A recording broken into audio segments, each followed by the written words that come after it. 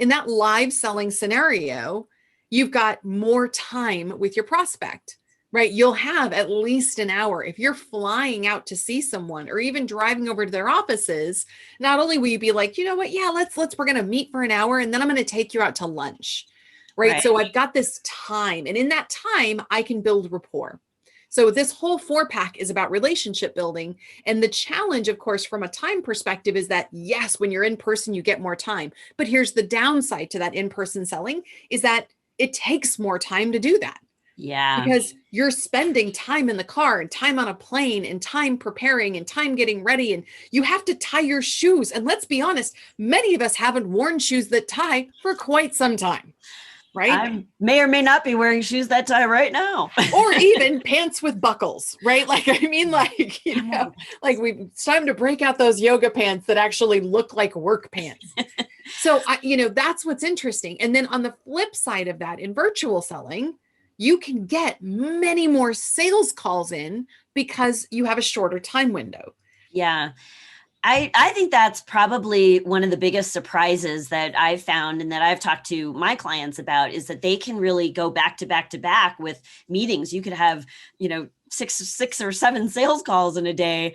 And because you don't have that drive time, that windshield time, I used to call it, which makes a huge difference. The other thing I notice is that and I'm constantly talking to people about this, is take that time that you would have spent in driving there and commuting to really put it into building the connections with people in more creative ways. Take that time to investigate a little bit more about their company or the industry, the pain points that people are frustrated about in their world right now. Put yourself in their shoes and really use that time to prepare. So I think, you know, the upside is being able to stack more sales conversations into a day, but also the downside of that is that we're not always building in those buffer zones between meetings to like think about what did we learn? What did, you know, how did that conversation go? What did we promise? How do we deliver that?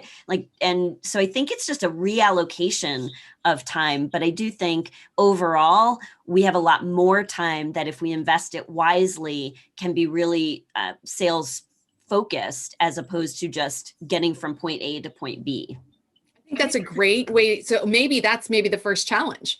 The first challenge from this episode that I would put forward is, how are you reallocating your time? Because I know that at least in the beginning, and I'm still struggling with this, I didn't reallocate my time. All I did was just bury myself in meetings.